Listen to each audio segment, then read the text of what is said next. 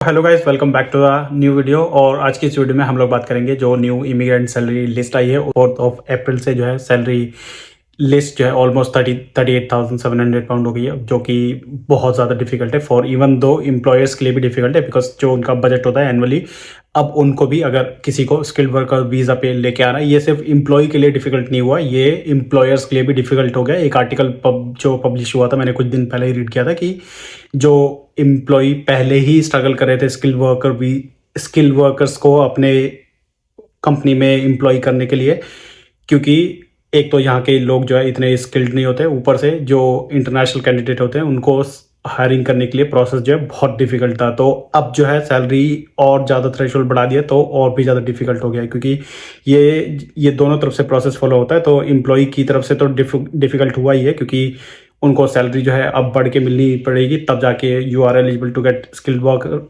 और जो एम्प्लॉयर की साइड से है, they have to offer the higher salary in order to give you the certificate of sponsorship. So ISL जो immigration salary list जो change हुआ है उसके रिलेटेड बात करेंगे कि कौन कौन सी जॉब में आपको है जो मिनिमम सैलरी आप ले सकते हो, जो आपको 38,700 लेने की ज़रूरत नहीं है। You can still get sponsorship if your salary और if your occupation is in the ISL list.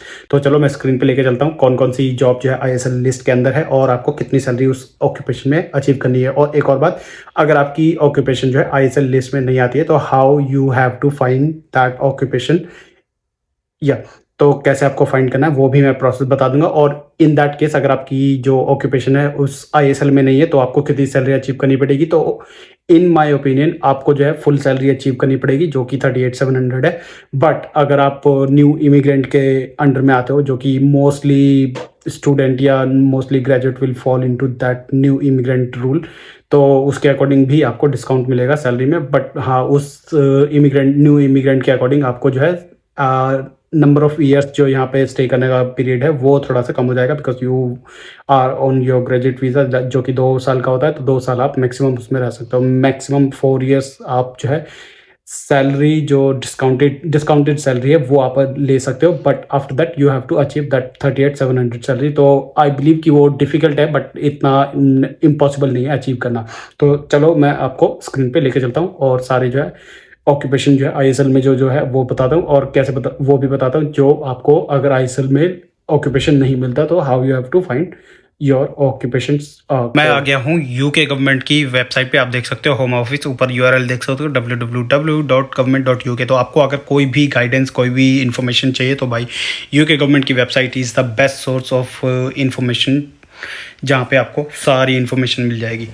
तो इस वेबसाइट का लिंक जो है और पेज का लिंक जो है डिस्क्रिप्शन में मैं डाल दूंगा। Skill worker visa immigration salary list जो पब्लिश हुई है 4 अप्रैल तक। तो इससे पहले मैं आपको बता दूं कि अगर आपको इस 4 अप्रैल से पहले COS अगर इशू हुआ था, तब आपको ये आईएसएल वाली जो सैलरी होगी वो आपको अचीव करने की ज़रूरत नहीं है, जितना मैंने अपना सर्च किया है। But even if you are getting the COS which is certificate of sponsorship after 4 April, then you will be falling into this criteria which is new immigrant salary या ISL list। तो ये सारे criteria जो आप पे applicable होंगे। So which jobs are on immigration salary list each area of the UK? So if your job is on the list, the minimum salary is 80% routes usual minimum rate to qualify the skilled worker visa और health care worker visa। तो health care worker visa के लिए तो और भी कम salary है। But अगर आपकी जो ऑक्यूपेशन है इस आईएसएल लिस्ट के अंदर आती है, तब you are eligible to get at least minimum salary of 80% of ongoing या फिर 80% of the route usual minimum rate salary. तब भी आप you can qualify rather than getting the 38,700,000 salary yearly. So the annual salaries of these jobs are based on 37.5 hour week working weekly. So ये तो हर job में होता है, अगर आप फुल टाइम वर्क कर रहे हो तो 37.5 आवर्स जो है वर्किंग डे होता है weekly.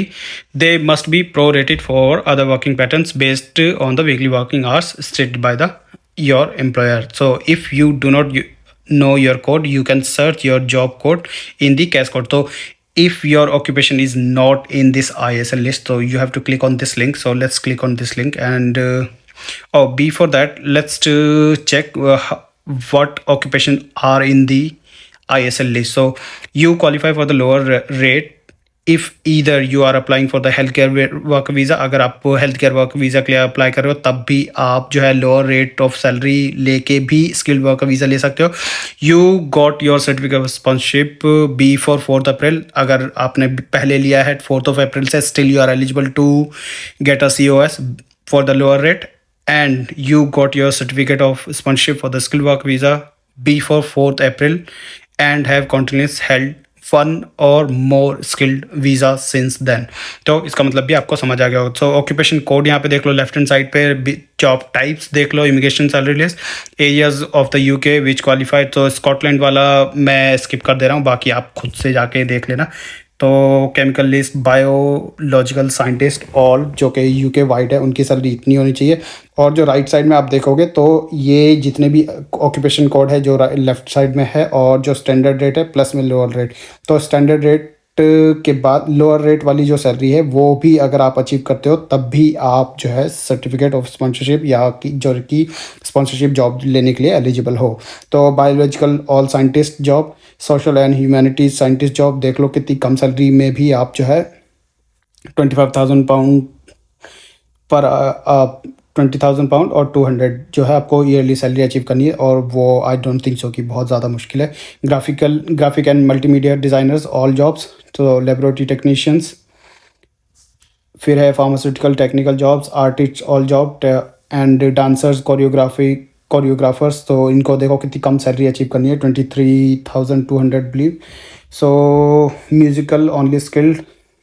फिर है arts officer, producers, agricultures and fishing traders, welding trades. सो ये अच्छी बात है कि जो लेस स्किल्ड वाली जॉब थी जैसे कि वेल्डिंग, ब्रिकलेयर्स, ये सारी जॉब जो है इन्होंने still they consider those job to keep in this ISL list. तो ये अच्छा है. Boat and shop builders and repairers, तो stone masons and related traders, bricklayers. So ये देख लो, bricklayers, roofers, carpenters, construction, building and traders. So जो लोग बहुत ही इन सारी जॉब को या स्किल को बहुत ही मतलब बेकार मानते हैं इंडिया में या अपनी होम कंट्री में, तो भाई देख लो ऐसी जॉब भी एलिजिबल है शॉर्टेज ऑक्यूपेशन के लिए. केयर वर्कर्स हो गया, सीनियर केयर हो गया, एनिमल केयर सर्विसेज, फिशिंग.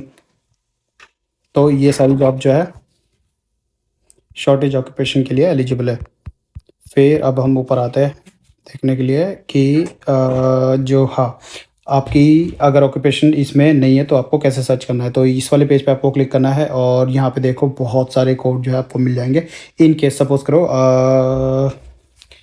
कोई IT मैनेजर का जॉब सर्च करते हैं. सो IT manager, so IT managers का कोड देख लो 2132.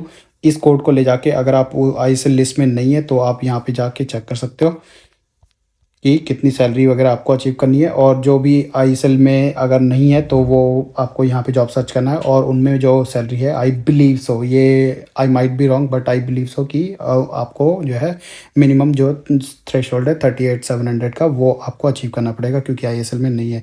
तो if I might be wrong मुझे करेक्ट कर देना इनकेस अगर मैं सही नहीं बोल रहा हूँ तो होपफुली कि आपको काफ़ी सारी चीज़ें समझ आ गई होगी.